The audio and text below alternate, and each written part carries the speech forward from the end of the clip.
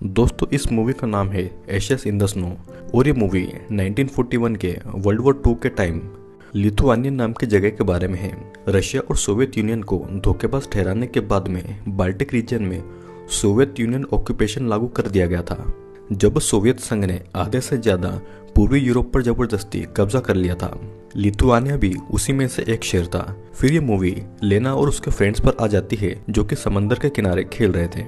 और फिर अगले दिन लेना अपने ड्राइंग स्कूल लेकर के गई और फिर उसी टाइम रेड आर्मी ने स्कूल के बाहर कब्जा करना शुरू कर दिया था। लेना फिर घर आकर और ड्राइंग करने लग गई, जहाँ पर उसके डैड कोस्टास घर आते हैं। लेना के घर में उसके डैड कोस्टास, मॉम एलिना और छोटा भाई जोनस था। लेना के पिता कोस्टास लेना के लिए एक नई ड्राइंग किट लेकर आए थे ताकि लेना एक समर आर्ट प्रोग्राम में जाने की तैयारियां कर सके। लेकिन लेना को ऐसा लगता था कि वो इतनी अच्छी ड्राइंग नहीं बना पाती कि वो उसे दिखाने के लिए स्कूल में ले जाए। लेकिन कोस्टस को अपनी बेटी पर पूरा भरोसा था और वो ये कहता है कि वो नहीं जानता कि कॉनोस जो कि ये प्रोग्राम ऑर्गेनाइज करवा रहा था उसके पास लेना को मरने का क्या कारण होगा। फिर सभी खाना खाने आते हैं, जहाँ पर जोनस ने लिथुआनिया की हालत के बारे में सबको अपनी चिंताएं बताना शुरू की क्योंकि रशिया उन पर कब्जा करने जा रहा था। सब इससे घबराने लगे तो कोस्टस ने घर में इस बारे में बात करने से मना कर दिया। और रात में एलिना कोस्टस से नाराज थी क्योंकि कोस्टस को अपने परिवार से ज्यादा शहर का ध्यान रखने की चिंता थी। वो ये भी कहता है कि लेना को कोनोस में जाने की झूठी उम्मीदें नहीं देना चाहिए क्योंकि लेना ड्राइंग के पीछे कुछ ज्यादा ही पागल है और उसे उस स्कूल में जाना है जो कि ज्यादा दिनों तक टिक नहीं पाएगा। फिर कोस्टस कहता है कि वो अपनी बेटी लेना को बढ़ावा देना बंद नहीं कर सकता और ना ही दूसरों की मदद करना, जिसके बाद में वो अपने घर से चला जाता है।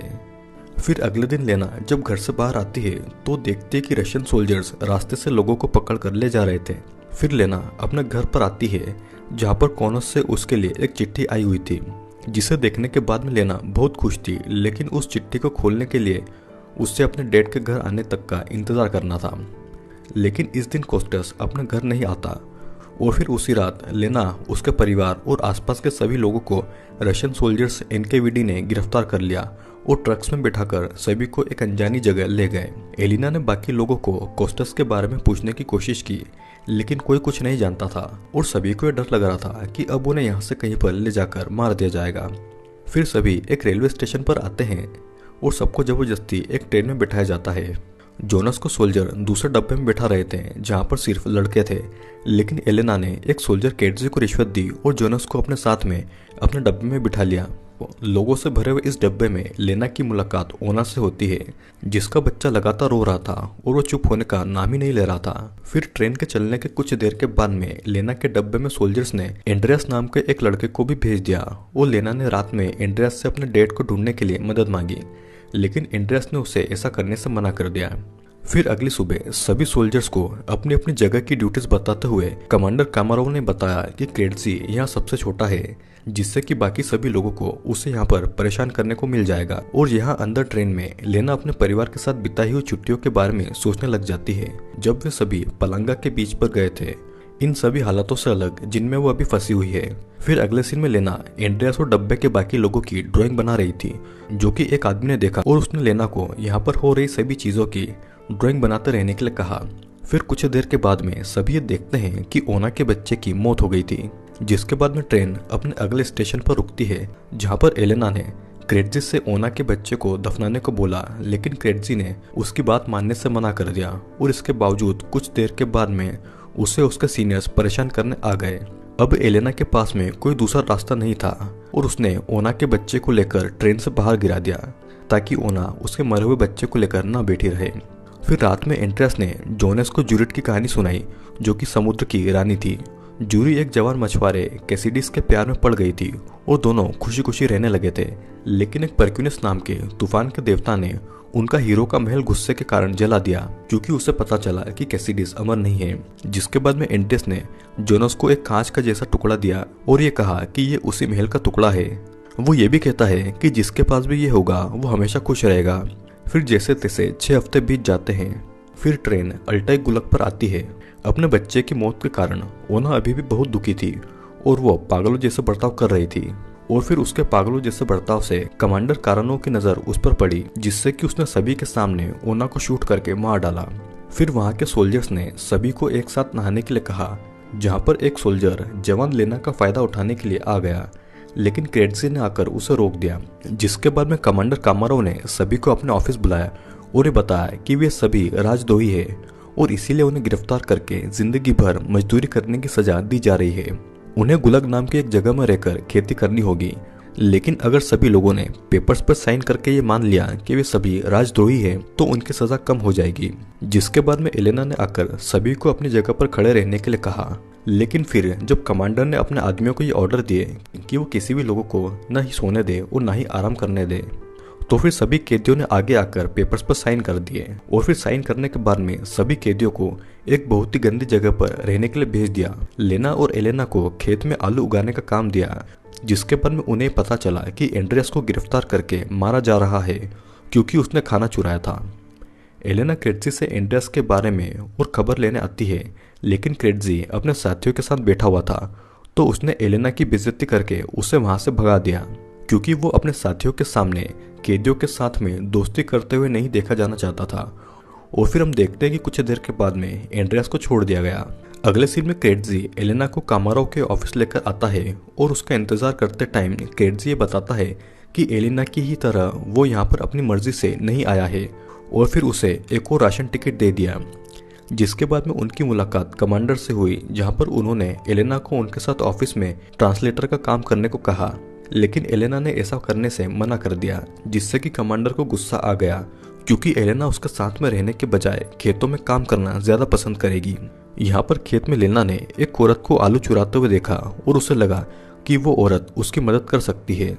वो उस औरत के पास में आई और उसे एक नक्शा कोस्टस को यानी कि अपने पति को भेजने को कहा, लेकिन उस औरत ने गुस्से से मना करते हुए लेना की शिकायत सोल्जर से करने की धमकी दी। फिर लेना वापस अपना काम करने आ गई, जहाँ पर उसे अपने एक दोस्त के साथ बिताए हुए दिन याद आने लगे, जो कि बिल्कुल उसके डैड की ही तरह दूसरों की मदद करता था। फिर उस रात को एंड्रिया लेना के लिए चुपके से खाना और ड्राइंग का सामान लेकर उससे मिलने आया और दोनों ने पूरी रात एक साथ ही बिताई, जहाँ पर लेना ने उसे अपनी ड्राइंग्स और कोनास से आई हुई उसकी चिट्ठी दिखाई, जिसे देखकर एंड्रियास ये कहता है कि उसे पूरा भरोसा है कि कोनास ने उसे एक्सेप्ट कर लिया होगा। और फिर एंड्रियास लेना को किस करने की कोशिश करता है, लेकिन वो ऐसा नहीं कर पाता। जिसके बाद में दोनों ने ऐसे ही मिलते रहने का फैसला किया और वो अपनी अपनी जगह वापस आ गए। फिर कुछ टाइम के बाद एलेना को लेना और एंड्रियास की एक ड्राइंग मिली। उसने लेना को ये बताया कि ये ड्राइंग उससे उस दिन की याद दिलाते हैं जब वो पहली बार कोस्टस से मिली थी और उसे यकीन है कि कोस्टस उन्हें अभी भी ढूंढ रहा होगा। फिर अगली सुबह रशिया के एनकेवीडी सोल्जर्स उस दिन की खेती का हिसाब देख रहे थे और उन्हें पता चला कि ये रोज से कम है। एलिना ये बताती है कि सर्दियां आ रही हैं इसलिए फसल कम होगी, पर कमांडर को उस पर भरोसा नहीं था और फिर उसने एक एक करके सबकी तलाशी ली और फिर उसे उस औरत के पास से आलू मिले जिसे लेना ने चोरी करते हुए देख लिया था। और पकड़े जाते ही उस औरत ने कमांडर से लेना की शिकायत करना शुरू कर दी और झूठ बोलने लगी, पर उसकी बातों को कमांडर ने अनसुना कर दिया और कैटसी से बस उस औरत को मार देने के लिए कहा। जिसके बाद बाकी सभी को उस दिन का खाना देने से मना कर दिया गया। फिर देखते ही देखते समय बीतता जाता है और 1942 की ठंड आ जाती है। हम देखते हैं कि कमांडर ने लेना को अपने ऑफिस उसकी एक अच्छी सी ड्राइंग बनाने के लिए बुलाया, लेकिन लेना का अपनी भावना पर बिल्कुल भी काबू नहीं था और इसीलिए उसने उसकी एक अच्छी पेंटिंग बनाने के बजाय उसने कमांडर का असली रूप अपनी ड्राइंग में बना दिया, जो कि एक राक्षस जैसा दिखाई देता है। जिसे देखने के बाद कमांडर ने गुस्सा होकर लेना के घर की तलाशी ली और उसने लेना के सामने ही उसकी सारी ड्राइंग्स जला दी। अब धीरे धीरे समय बीतता है और क्रिसमस का दिन आ गया था और जोनस ने लेना को आग में जलने से बची हुई उसकी डेट की फोटो दे दी। और हम देखते हैं कि एनकेवीडी के सोल्जर्स अभी भी क्रेटसी को परेशान करते थे, तो इसीलिए उसने उस रात खाने के टाइम उसने सभी से लड़ाई कर ली और वहां से चला गया। एंड्रियास लेना और बाकी सभी कैदियों के साथ उनकी क्रिसमस पार्टी में शामिल होने आ गया, जो खुद उसे अच्छे से मनाने की पूरी कोशिश कर रहे थे। और खाने के बाद लेना ने आखिरकार एंड्रियास को पहली बार किस किया। फिर क्रेटजी एलेना से मिलने आया, जो कि कमरे में अकेली थी, और उसने एलेना को बताया कि उसके पति कोस्टस को उन सभी की गिरफ्तारी के कुछ ही दिनों के बाद में रशियन सोल्जर्स ने मार दिया। अब हम देखते हैं कि क्रेटजी को एलेना पसंद थी, तो उसने मौके का फायदा उठाया और वो एलेना के साथ इंटीमेट होने आ गया, लेकिन एलेना ने उसे ऐसा करने से मना कर दिया, जिससे कि क्रेटजी उसके साथ में जबरदस्ती सेक्स करने लग गया। जिस पर एलेना ने उससे ये कहा कि वो उसकी बॉडी के साथ में कुछ भी कर सकता है, लेकिन उसे कभी नहीं पा सकता।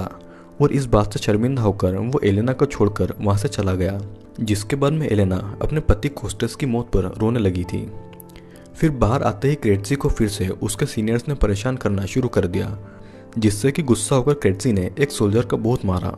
और फिर कुछ देर के बाद में कमांडर कमाराव ने क्रेटजी को बुलाया और बताया कि उसे प्रमोट करके कमांडर बना दिया गया है और उसे गुल्लक के कुछ लोगों को लेकर अपना खुद का इलाका बनाना पड़ेगा। क्रेटजी के हिस्से में लेना और उसका परिवार भी शामिल था, जिन्हें मिलकर एक ऐसी बर्फीली जगह भेज दिया गया जहाँ पर कोई नहीं जाता। फिर उसे और सभी कैदियों को तुरंत शिप में भरकर उस आइलैंड पर भेज दिया गया। फिर सभी ने वहां पर पहुंचकर यह देखा कि ये जगह उनकी पुरानी जगह से बहुत ज्यादा मुश्किल है और बहुत ही ज्यादा खराब है। एक कैदी ने लेना और उसके परिवार को अपने साथ उसी शिप में छुपकर भाग चलने के लिए पूछा, क्योंकि यहाँ पर रहने पर सर्दियों से पहले ही उनकी मौत हो जाएगी। लेकिन लेना ने उसे साफ मना कर दिया और फिर कुछ देर के बाद में वो कैदी जल्दी ही पकड़ी गई, जिसे कमांडर क्रेटजी ने तुरंत मार देने के ऑर्डर दे दिए। फिर जैसे तैसे समय और बीतता गया और 1943 की सर्दियां आ गई थी और उस आइलैंड पर रहने वाला हर इंसान किसी न किसी बीमारी का शिकार होने लग गया था। एलिना उनमें से थी जो कि बहुत ही ज्यादा बीमार थी और वो मरीजों के कमरे में थी, जहाँ पर क्रेटजी ने उसे ढूंढ लिया। एलिना ने उससे कहा कि जब वो मर जाएगी तो क्रेटजी उसके बच्चों को ज्यादा परेशान न करे। और लेना ने क्रेटजी को एलिना से बात करते हुए देख लिया और वहां से भगा दिया। फिर एलिना ने अपनी बेटी लेना को उसके डैड के मरने के बारे में सच्चाई बता दी कि कोस्टेस कुछ डॉक्यूमेंट्स को चुराते हुए पकड़ गए थे, जिससे कि वो उनकी और उनके जैसे कई लोगों की सोवियत ऑक्यूपेशन से पहले लिथुआनिया से बाहर निकल जाने में मदद करने वाला था। उसने लेना से एक वादा लिया कि वो जोनस को ये बात सही टाइम आने पर बताएगी और ये कहा कि अब उसे खुद पर भरोसा रखना पड़ेगा, क्योंकि वो भी अपने पिता की ही तरह एक बहादुर लड़की है।